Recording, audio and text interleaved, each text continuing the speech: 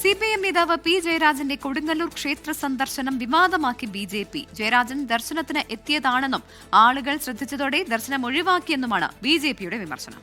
എന്നാൽ കാവുകളെയും ക്ഷേത്രങ്ങളെയും കുറിച്ച് എഴുതുന്ന പുസ്തകത്തിന്റെ പഠനത്തിനായാണ് ക്ഷേത്രത്തിലെത്തിയതെന്നാണ് പി ജയരാജന്റെ മറുപടി.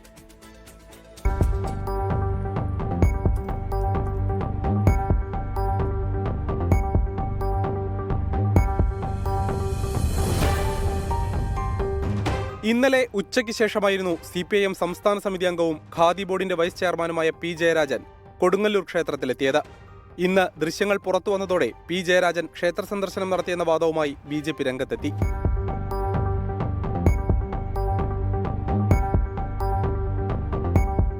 അതേസമയം ക്ഷേത്രങ്ങളെക്കുറിച്ചും ക്രിസ്ത്യൻ ആരാധനാലയങ്ങളെക്കുറിച്ചും താൻ എഴുതുന്ന പുസ്തകത്തിന്റെ പഠനത്തിനു വേണ്ടിയാണ് എത്തിയതെന്നാണ് പി ജയരാജന്റെ വിശദീകരണം.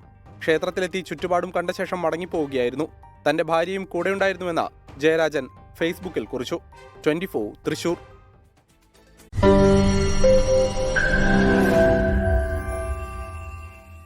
ലോകത്തെവിടെയായാലും ഏത് സമയത്തും 24 വാർത്തകളും ഓഗ്മെന്റഡ് റിയാലിറ്റി പാക്കേജുകളും എക്സ്പ്ലെയിനറുകളും വിശദമായി കാണാൻ ഞങ്ങളുടെ YouTube ചാനൽ നിങ്ങൾക്ക് സബ്സ്ക്രൈബ് ചെയ്യാം.